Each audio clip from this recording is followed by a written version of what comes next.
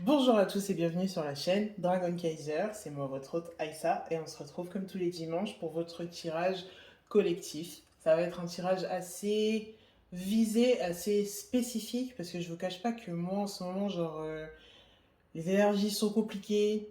Il y a mon utérus qui veut commencer à se vider et tout. C'est vraiment très très compliqué.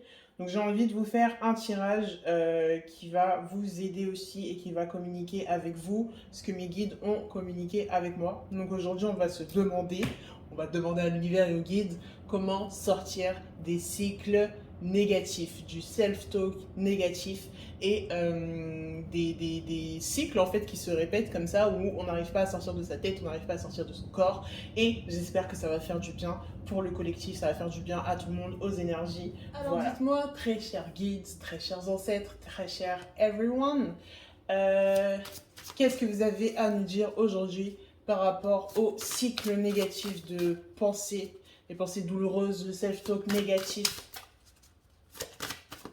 pour les personnes qui traversent, les personnes qui regardent cette vidéo et qui traversent ce genre de période périodiquement, puisque c'est un cycle, ça revient.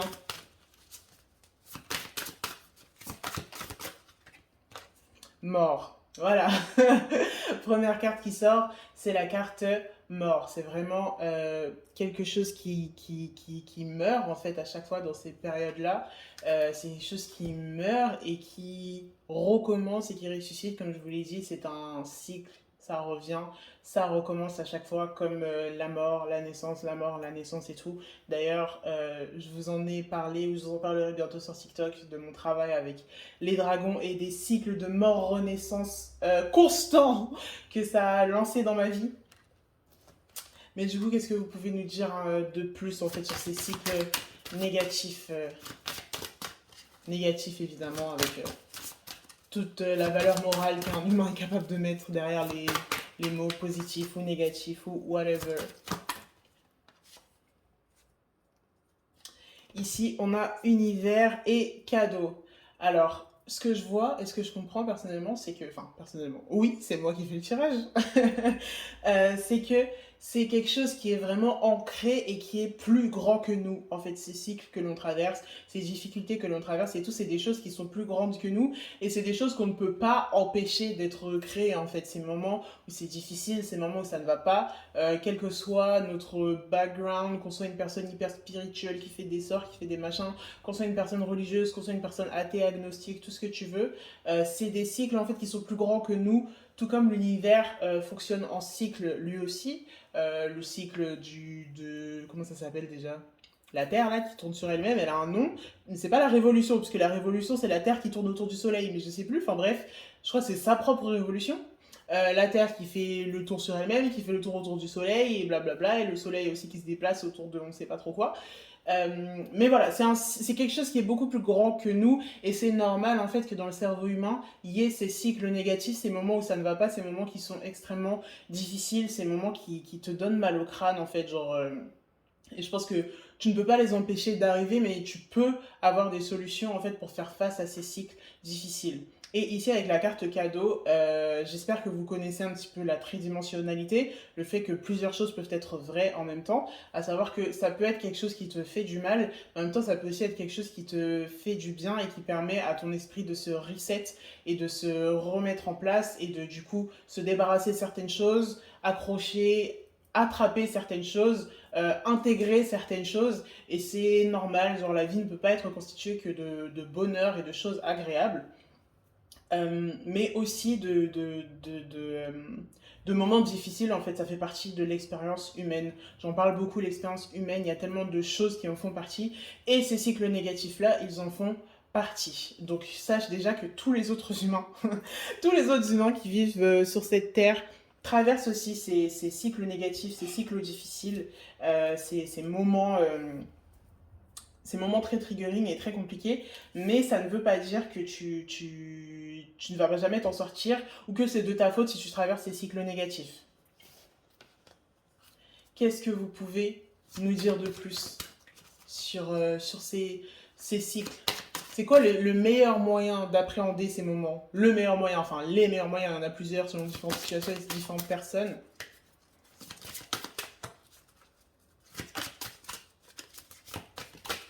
Oups!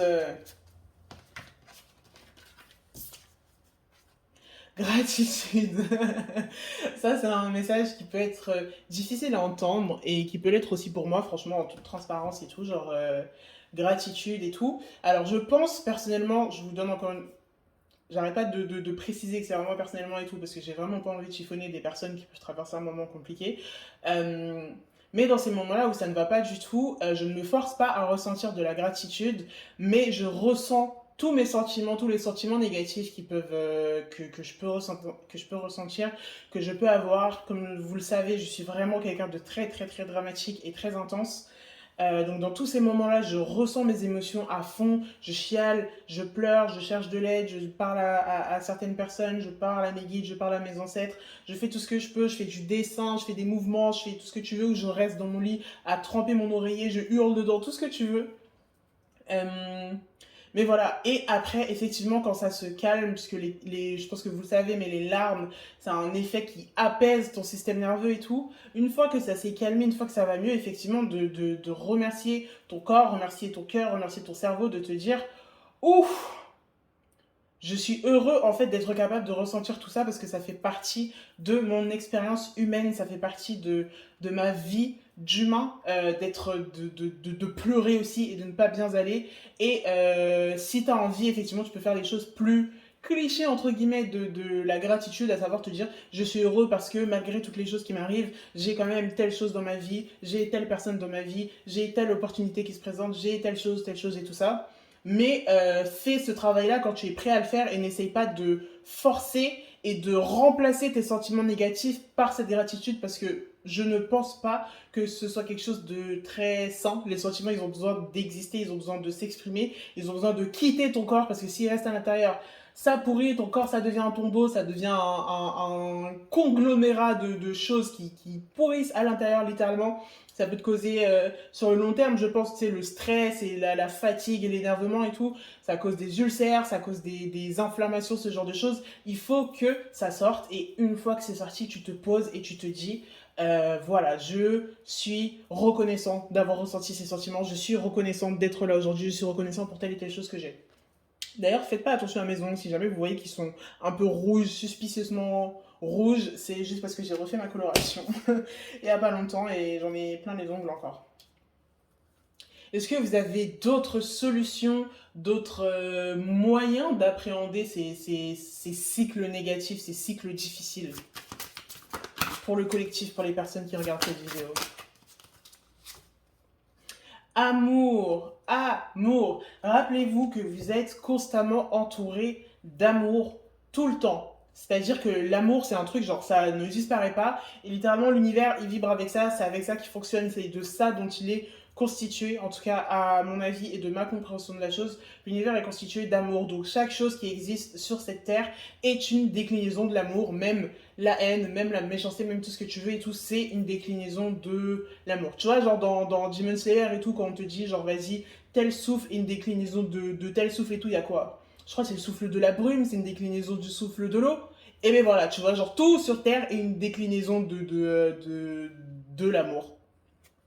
En mode, rappelle-toi aussi dans ces moments-là, du coup, que tu es amour et qu'il y a toujours de l'amour autour de toi. Il y a l'amour des personnes qui sont autour de toi, même si il peut se présenter d'une forme que tu as du mal à reconnaître, ou il peut être sous une forme bah ouais, qui n'est pas conventionnelle, ou il n'est pas suffisamment exprimé avec des mots ou quoi. Évidemment que c'est difficile à traverser ces moments-là, mais ça peut aider de se rappeler que tu as quand même de l'amour autour de toi, que tu es entouré d'amour, que l'amour ne disparaît pas, l'amour est toujours là, quoi qu'il arrive.